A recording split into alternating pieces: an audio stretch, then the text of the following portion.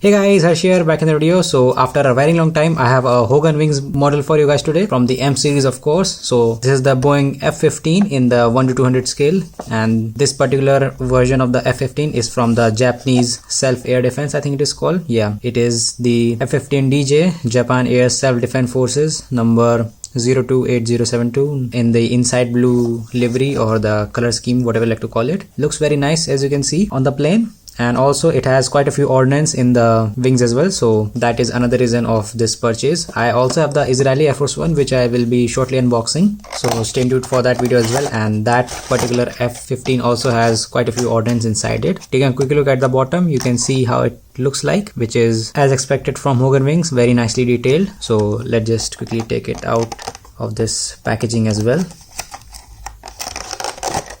And you can hold it like from the engine intakes. It is quite strong and sturdy. You will get this like tip protector from on the front. You can just remove it like so. And here is the model itself. So now that we have it out of the box, let's take a closer look at it. Now I'm going to say this in the starting of the video, and that is that I actually don't know anything about this aircraft, like the history of it, the squadron it was in, and any sort of thing like that. So just pardon me for that, because there are quite a few references to the squadron, I believe. So just keep that in mind, and you can easily find that information on the internet, but the thing that you cannot find on the internet is the quality of this model, which I have always said. So starting off, taking a look at the front of the nose cone, you can see it is gray in color. There is some wear going on. You can see the paint has scraped off actually in this particular case, so that's not very nice because it has been kept in packaging all the way through its life, so it is quite fragile, the plane quality, as you can see. If you move further back on the cockpit side, you can see we have the plane number, which is 027, and like other sorts of information, and one of the antennas over here, which is actually painted, not actually poking out like these ones over here. So quite disappointing detail there, but I think it's quite small to add in the first place. And for the price, I believe this is quite okay. And speaking on the price, it is actually quite expensive. Rather than like the $30-40 price mark, it is up to I think $60 or something like that. So Boeing models are quite expensive. Don't know the reason why. Now taking a closer look at the cockpit, you can see we have two seats, and the like sort of the avionics panel, you can see it is sort of okayish detail. We have the HUD over here as well, which is I think a green transparent plastic, which adds a nice detail to the cockpit itself. Looks very nice, and the whole cockpit is like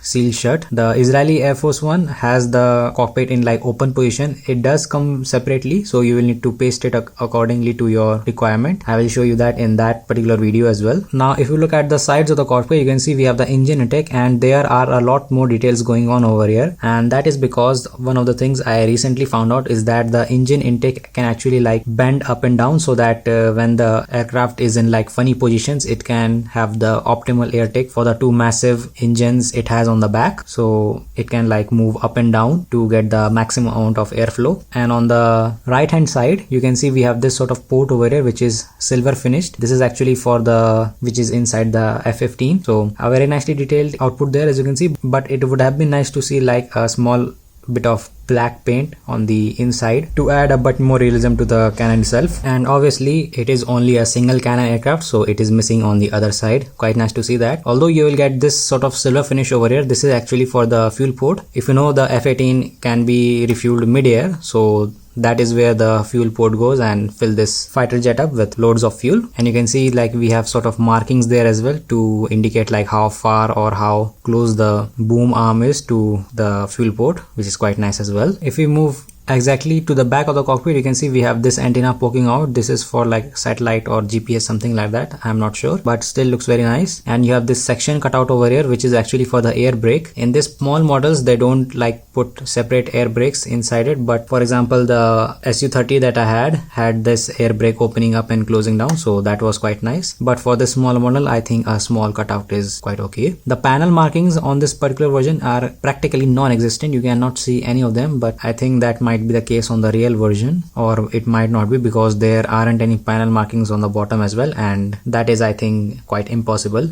So it is quite inconsistent, because in the F-14 that I reviewed had like loads of panel marking on them. So maybe this time they did a bit of lazy work. One other detail that I missed is the landing gear on the front. You can see it is just a simple white landing gear, nothing too special over here, only connected with a single shaft on one side, as you can see. And the back landing gear are also like have the same details as the front one, nothing too special going on. It is white in color, which I am guessing is for the real case as well, and the whole bay inside it is also painted white, as you can see. Now we get this green thing over here, which I am guessing is like a targeting system with the cameras and lasers inside it, but I may be completely wrong. I don't know a lot about fighter jets. I do know a bit about them, but not about the sort of like stuff that goes onto them. So just correct me if I'm wrong, if it's like a targeting system or something like that, because it is put on separately onto the plane body, as you can see. And the other ordnance are these 2 missiles and a drop tank. So you will get these 2 missiles in nice blue color on both the sides of the tank, as you can see. And you can also see like how skewed the tank over here is. If I like try to nudge it, it will I think probably break off, so I will refrain it from doing that. It is only like I think stuck onto that particular panel, so it will be quite easy to do so to fix it, but for now I think I will just leave it at that. The other side I think is quite okay, although it is also a bit skewed. You can see like the whole section is a bit skewed. Now both on the bottom and the top you will get the Japan flag or the Japanese Air Force logo, whatever it is, I'm not sure. Looks very nice though. You can see like how the red and white really complements the color on this particular aircraft. And you can see we have these sort of bits and bobs all the way on the top of the front wing, which I'm guessing are actually the panel markings with which you can open and close this plane up. On the wing tips you can see we have these indicators over here, red on the